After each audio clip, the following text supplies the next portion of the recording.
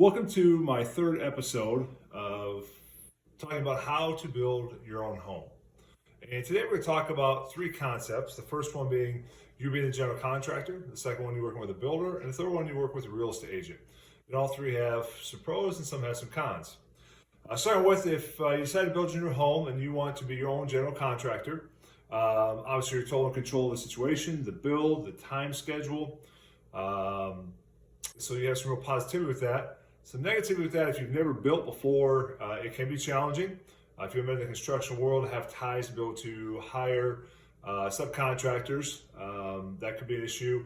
And getting the contractors there on time. Obviously, you're a one-time build for those contractors. They're going to go to clients who support them on a more regular basis with work. So getting that schedule done can be a little bit challenging. And just understand the whole build process, from the permitting process to blueprints, to out for bid, accepting bids, working with your bank to get the loans that you need to pay for the new construction. So building on your own can be a daunting task, but it's certainly not, if you've built before or you've got some experience in the construction world, certainly something you can consider. The second one would be taking a look at using a builder. And the majority of builders are good and are ethical. Obviously, you can run into some that are not. When you deal directly with the builder, obviously you're using their paperwork. You are going to communicate directly with them. You have to make decisions with them rather quickly as the build process goes along.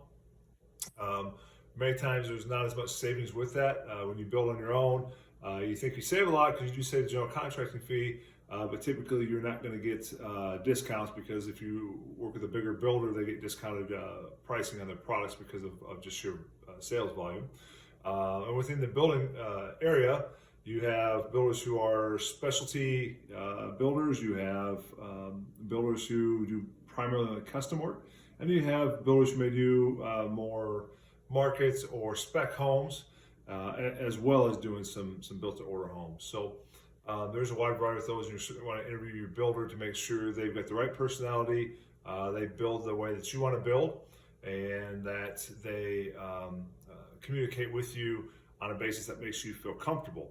Because it's a little bit daunting when you're doing it directly with a builder if you've never built before, to make sure this process is running the way that you hope it will run for a real positive result for you at the end. And lastly, you can use a realtor. And again, not all realtors are built the same. Some of the builders have their own realtors that you would contact directly. I understand, again, those reps may favor the builder a little bit more than they would for you. Other things to consider when you want to use a realtor, it's another set of eyes on the project. Obviously, the realtor's going to have the paperwork. They're going to explain the contractual things to you, help you if there's change orders or whatever that needs to be done, to make sure those are communicated through the process. When you deal with a builder rep, sometimes they've got their own paperwork that the builder wants done, and maybe sometimes the communication isn't as great as you want, because remember, they're representing two parties if you don't have your own realtor to use that represents you.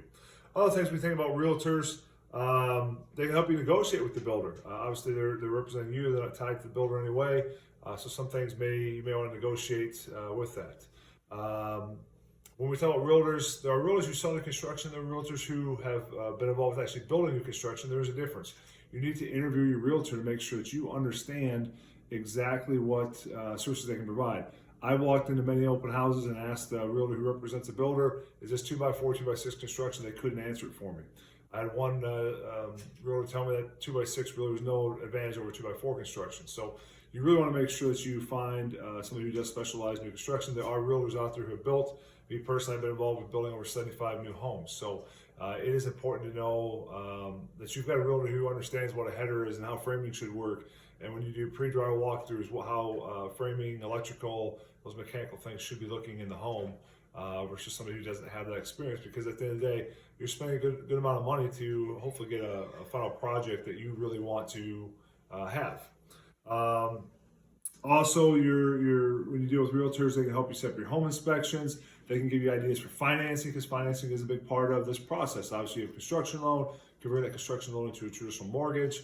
Can give you some ideas that you could ask your financing provider about. And sometimes there are some incentives that different financing places have, and your realtor can help get you pointed in a direction where you can ask the appropriate people involved with mortgages to provide you the loan that's going to be best for your particular situation.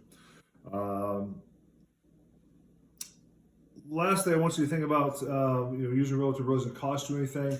When you deal with builders, they're going to pay the sales commission to the realtor. As far as that goes, the realtor is going to be able to help you get that lot purchased, get over to the or help you decide through the builders that you want to use, and then hopefully help you pick the right builder. And again, the builder would pay the commission out of that. So those are the three real main ways when it comes to building that you got to consider. Again, first off, do it yourself. Secondly, just going direct to a builder or with a builder agent. And the third thing is actually getting your own agent to help you with all the processes with that. I think one of the things you need to consider, what is your knowledge of the building process? And if you've got strong knowledge, maybe then you one direction or another. If you're never built before and don't have a lot of knowledge with that, I would highly recommend you get yourself a realtor who can help you through all the steps that happen within the new building process. Thank you for your time, and we'll be back in a couple of weeks for session number 4.